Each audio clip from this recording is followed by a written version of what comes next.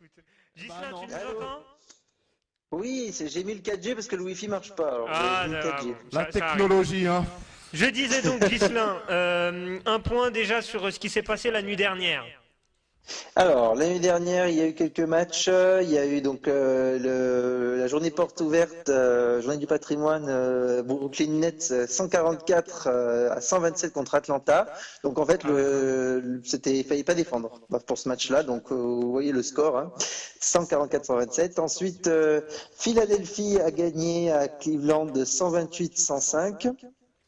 Les Indiana Pacers ont gagné 110 à 99 contre les Knicks. Défaite des Lakers face à Wizards et un énorme John Wall qui a planté 40 points. Défaite des Lakers 110-128. Victoire des Kings à Dallas 120-113. Victoire de Miami et D-Wade face aux Pelicans d'Anthony Davis 102 à 96. Et enfin, le choc des deux premiers de chaque conférence, les Raptors de Kawhi Leonard ont perdu 95-86 face aux Nuggets, les premiers de l'Ouest. Justement, Gislain, tu avais envie de parler des Nuggets, le premier focus que tu avais envie de nous faire. Leader de la conférence Ouest. Bah ouais, et surtout que je suis le premier à être surpris, hein. Personne, je pense pas qu'il y ait un spécialiste basket qui aurait misé sur Denver, premier de la conférence cette saison. Bah, c'est que le début de saison, hein. On n'est qu'à Ouais. 29 matchs, donc 20 victoires, 9 défaites pour Denver. En dessous, on a les Warriors qui ont 20 victoires, 10 défaites, mais avec des blessures. Denver, c'est une équipe qui est plus ou moins au complet, même si là, hier, il y avait quand même pas mal de blessés malgré tout. Ils ont réussi à s'en sortir. C'est une équipe qui aligne un Nikola Jokic qui avait toujours été assez bon les années précédentes. Là, il tourne à presque 18 points, 10 rebonds, 7 passes décisives. Donc c'est un pivot européen comme on les aime, hein. C'est on va dire le Marc Gasol un peu plus jeune qui est en train de montrer son empreinte. Il est entouré d'un meneur qui est plus un peu plus arrière comme Jamal Murray, Ouais. qui lui tourne aussi pareil, presque à 18 points, 4 rebonds, 4 passes, mais qui est pas non plus, c'est pas non plus le gars qui fait vibrer, qui fait rêver, quoi, hein. C'est une équipe, voilà, il y a un collectif, les remplaçants sont corrects, à l'image d'un Juancho Hernan Gomez, d'un Malik Beasley, c'est des petits joueurs, et puis il y a un Paul Millsap qui en plus actuellement est blessé, hein, mais qui lui devrait être normalement la star de ces Nuggets, et bah, finalement avec ce collectif-là, et bah, il s'efface un petit peu. Et puis il y a on va dire des petits foufous dans cette équipe qui sont assez bons comme Mason Plumlee, qui lui, bon, il joue pas beaucoup de temps, mais il pèse sur les défenses et il aide beaucoup Jokic sur l'aspect, on va dire, rebond et défense.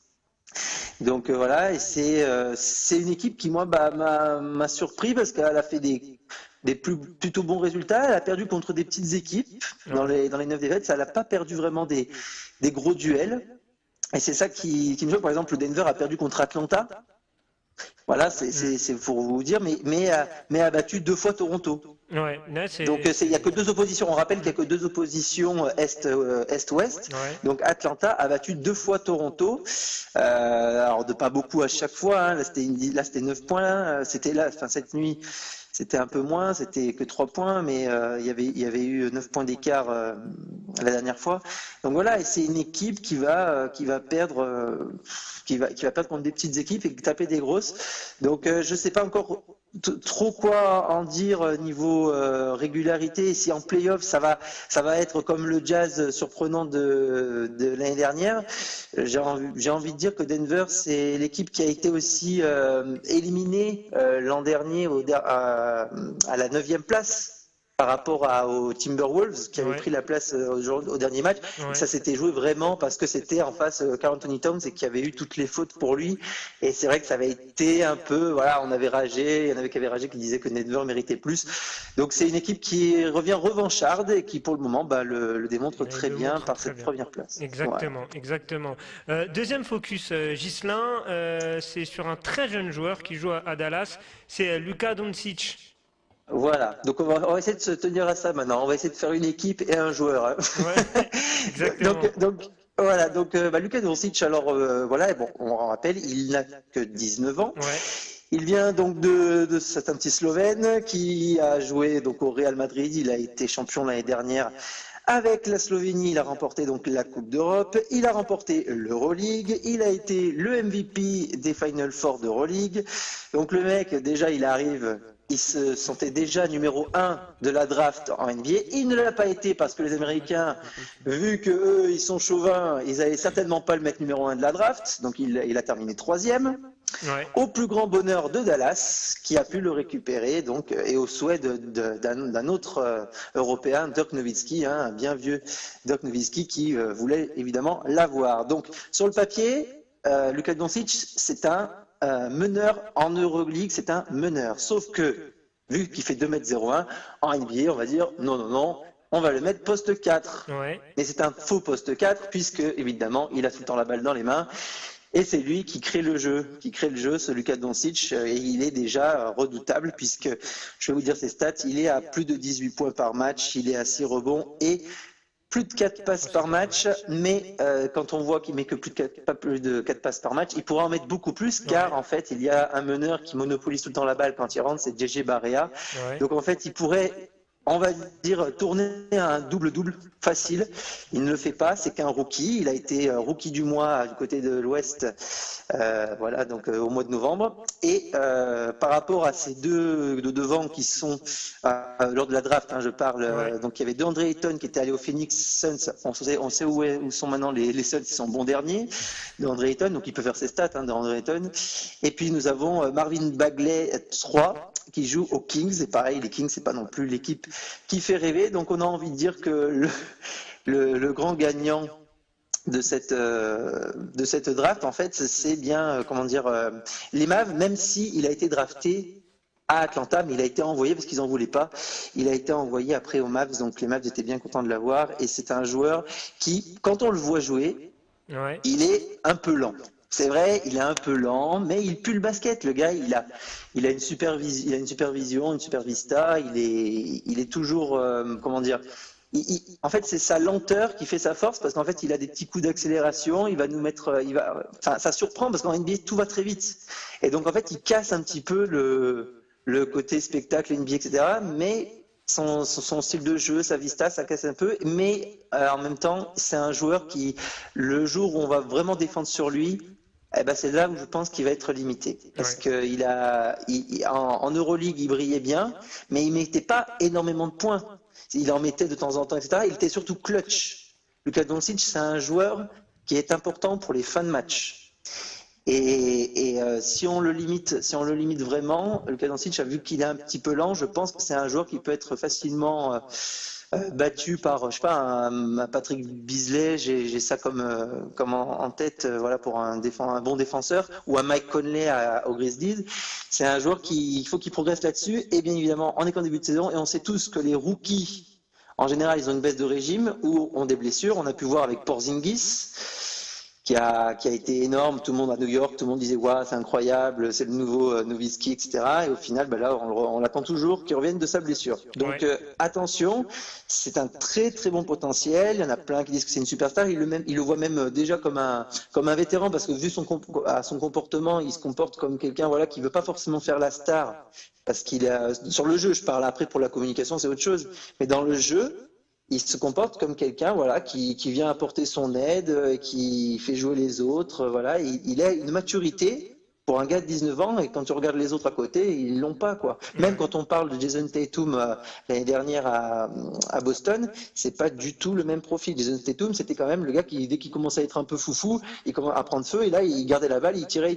Luka Doncic, c'est pas du tout le cas. Gislain, Oui. c'est très intéressant, vraiment c'est très intéressant, mais là le temps passe. Tu parles trop. le temps passe, Gislain.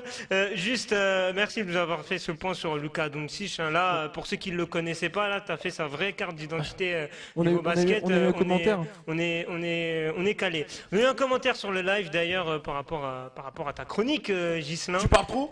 Non, c'est pas. Non. Ferme-la. Il faut me poser des questions. C'est pas gentil. Non, au contraire, c'était. Alors, comment il s'appelle C'est Vincenzo. Vincenzo, oui, voilà. C'est pas la première fois qu'il commande d'ailleurs. Ouais, et en gros, il a évoqué, bon, il a dit que Denver effectivement était une très bonne équipe, et il a complimenté Ismaël sur le maillot qu'il a abordé ce soir. C'est pour ça que tu avais envie que je parle de ce commentaire. Hein. Que je remercie d'ailleurs. Ouais, non, non, mais on avait bien compris. Ghislain, pour terminer, est-ce que bon, les principaux matchs qu'il faut suivre pendant les fêtes, si on a envie de se poser en mode basket là pendant les fêtes de fin d'année, c'est quoi les matchs qu'il faudra regarder? Ah, ben là, c'est le moment où tu me le dis. Alors, je sais qu'il y a un Lakers Warriors. Ouais. Alors, et les autres matchs, je vais aller vite vous les dire. Je défile. Donc, Lakers Warriors, mais un peu avant, on a un Bucks Knicks, un Thunder Rockets, on a un joli Philadelphie Celtics. Et ça, on terminera par un Portland Jazz. Voilà, mais bon, le match à regarder, c'est quand même le Lakers Warriors. Ouais. LeBron James qui a changé d'équipe du coup, Ouais. qui est passé de Cleveland aux Lakers face aux Warriors. Bon, Ouais. et je vous dis pas ma surprise alors du coup. Bah si, justement, j'allais te lancer Ah, dessus. Et tu casses mes lancements, Ghislain. Oui, du coup, t'avais une surprise, un invité, peut-être pour 2019, du Voilà. côté du Bisport. Bon, ben alors, oui, je vous avais ramené la dernière fois James Adam Wade. Anian, donc ça sera toujours un Troyen, mais cette fois-ci, ce sera un gardien. Ah, c'est que là, c'est du foot alors. C'est pas, je pensais que c'était du basket là. Là, Non. Un invité foot, d'accord, très bien. Pas d'animité foot, ce sera un gardien. D'accord. Donc je vous laisse deviner qui c'est. Il joue à 3, voilà, c'est un gardien. Gardien qui donc, joue à 3, Samassa, non? Voilà. Mamadi Samassa. Voilà, on cale une date avec lui. Et Ça voilà, marche, ce bah sera nickel, notre bah prochain voilà, invité. le rendez-vous est donné. Et en plus, il ressemble beaucoup à Mohamed, physiquement.